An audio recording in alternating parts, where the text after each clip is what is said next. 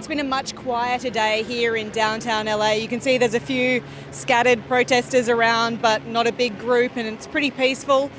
Still a lot of police on the streets, big show of force, which we've seen since this began, and helicopters still circling overhead, which has been a feature throughout the week, every single night and every day, monitoring people's behaviour.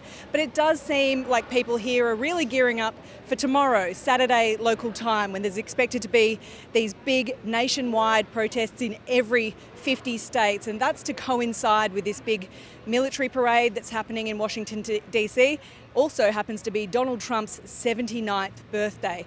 Now that's part of this No Kings movement, where protesters are saying that they're protesting against what they see as authoritarian decision-making and actions from the Trump administration, and they're calling for Donald Trump to be dethroned. For his part, he has taken offence to this. He says he doesn't feel like he's a king, and it's actually very hard for him to get his agenda across. So unclear what will play out with those protests, but certainly everyone is on edge. We are going to bring all the peace and all the love in our hearts, but from other sources, we might see some scary stuff tomorrow, and we're prepared for that. We have plans in place on how to keep our people safe and to keep our people informed, and hopefully if we do see violence happening, we can not only stop it, but encourage them to join us. The other thing we've seen today is Marines finally deployed in Los Angeles. People had been anticipating that.